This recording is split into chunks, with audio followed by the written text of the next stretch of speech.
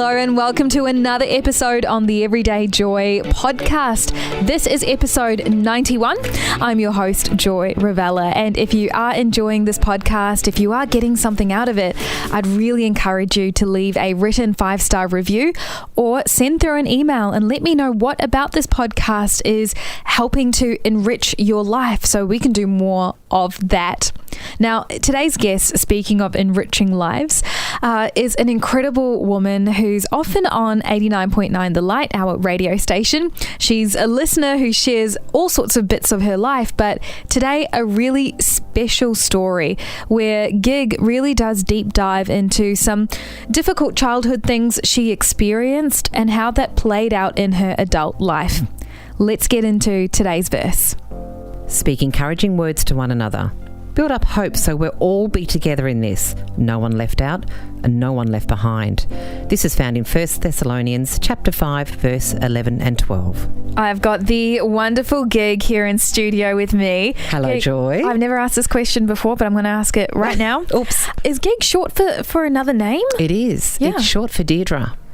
Or Deirdre, as the Australians say. Yes. Really? It's an very special Irish name. So, do you mind if I ask how you got from Deirdre to Gig? Okay, so born, and my little sister, who was almost 3, came in to see her new little sister, and she said Giggy. Oh! So for nearly 54 years, Joy, I have been either Giggy. Grade 6, I sort of edged it back to Gig because it was a little more mature, and so I've been a Gig.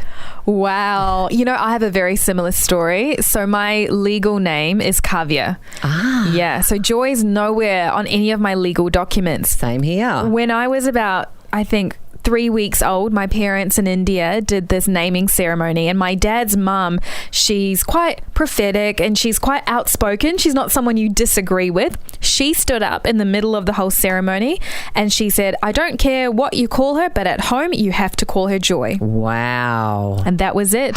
That is my name. What a powerful story. Yeah. That's incredible. I thought mine was good, but you just knocked that out the park. The power of a name. Yes. Right? Well, yeah. It's true. It's true.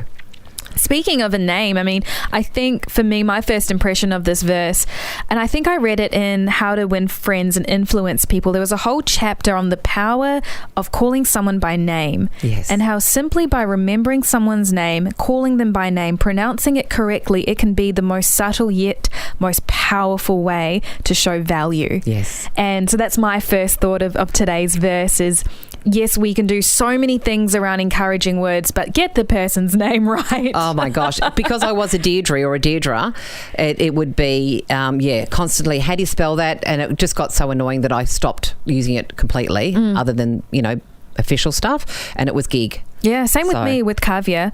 I had this one relief teacher and I was dreading, I'm like, oh, here comes my name on the roll. And she said it wrong, butchered it. But then she came afterwards and she said, she had a pencil and she said, I want to write down your name because I really want to say it correctly. And she sat with me and we went over it a few times until she was like, is it Kavya? And I said, no, Kavya. Is it Kavya? No, Kavya. And she wrote it down phonetically. Wow. And she was a relief teacher. Yep. And she was only there, I think, a few other times for the rest of the year. But taking that time, it meant huge. It meant so much to me, and I think it actually modeled to everyone else in my class who just kind of happily said it wrong and didn't really care too much. I noticed that everyone else around began to say it correctly or try a bit harder to say it the way it's meant to be said. So it really is infectious. Yeah. Yep. Love that. Bit of a segue. But Gig, what does this verse, first of all, what's your first impression of this verse and what does it tell you about who God is or what he values? Words are weapons. Oh my gosh. And they say sticks and stones will break your bones, but names and words will never hurt me. Well, we all know that's not true. And we've gone through days, weeks, months, years with holding on to something that somebody has said to us, whether it be a parent or, a child in the yard or a teacher. And we know words are, it's like the Bible. It's a two-edged sword. Words are power. Yeah. They either speak life or they speak death. So this verse, oh my gosh, it tells me that God wants us to guard our hearts and to value what we say to each other, I think. To be responsible for how we treat each other and how we speak into each other's lives, and acknowledging acknowledging people. I have seen the power of words and what it can do to people. I was a foster mum for 10 years and just saying, good morning, beautiful. Gee, your hair looks great. What have you done? You look great. I haven't seen you wear that before. Little words in people's broken lives are so powerful. Wow. Yeah, and I'd love to talk about that a little bit more, maybe at a later episode gig. Yeah. But today we're going to dive a little bit deeper. We touched on a topic yesterday where we talked a little bit about your 20s to now journey gig. And today we're diving into, well, more so your childhood. As we all know, our childhood really does shape us. It does. How does this verse, first of all, how did it show up in your childhood? And where did God come into the picture and transform that space? Okay. Joy, I grew up with a lot of negative put downs. Really unhappy parents. My parents immigrated from England, 10-pound ponds. My dad said to my mum, if you're unhappy after a year, we'll go home. We'll go back to England. After a year, Mum said, I'm miserable. I'm devastated. I want to go home. He said, bad luck. Oh. Two beautiful parents I had, but together they were not so good. I never heard a word of love or encouragement. I never saw my parents touch each other. I never saw them hug, kiss. So it was and that's all I knew. So I didn't know any better. I thought that was what family, marriage and all that was all about. It took many years to reverse that damage, many years, and some very powerful healing from God, obviously, via people he just put across my path. And the funniest thing about words is I couldn't take them in. When they started coming, I felt embarrassed, and I couldn't accept them. Was this like nice words to you? Yeah. It's like, Kiki, you look beautiful today.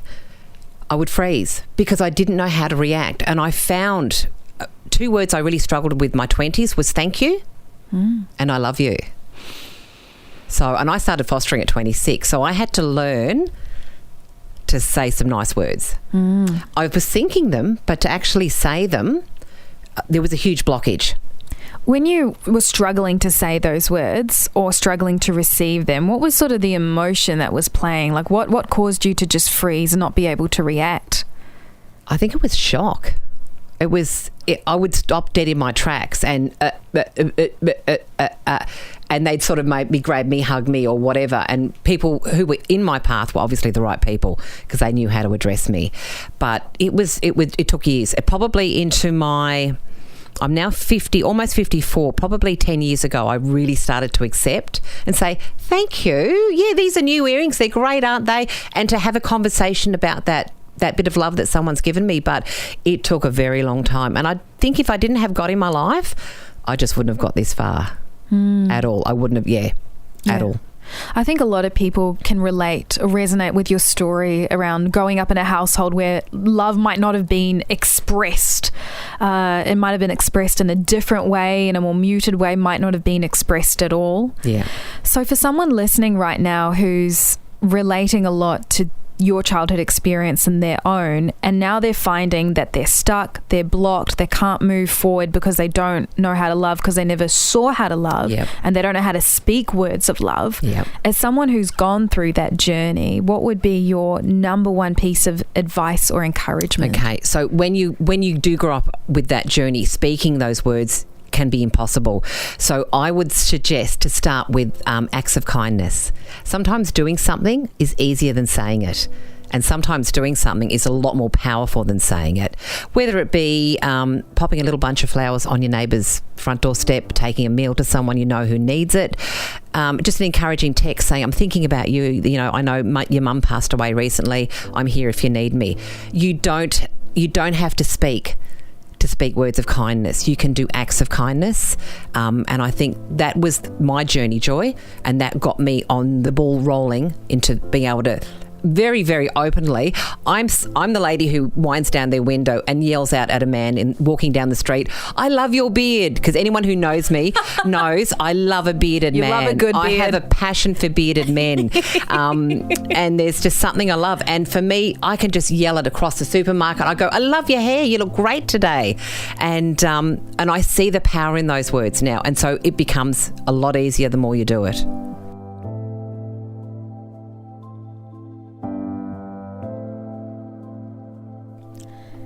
As we wrap up today's episode, I just want to say that I think it's so remarkable that we did this verse not too long ago. In episode 88, George did a great conversation piece around what encouraging words are. And today, we kind of see this from a different angle, what it looks like when encouraging words aren't spoken over you, and how you can learn to become better at speaking words of encouragement to others and also receiving them yourself. And honestly, I just love how out of one Bible verse, we can gain so much knowledge and grow closer to God in so many different ways.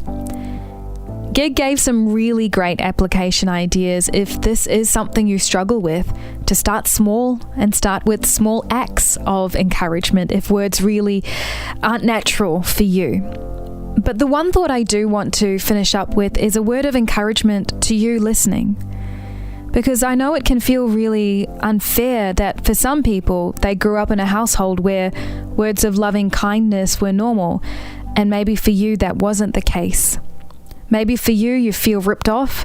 You feel like you've got a huge mountain ahead of you. You feel like this is going to be something that's so challenging for you, but it seems like breathing for everyone else.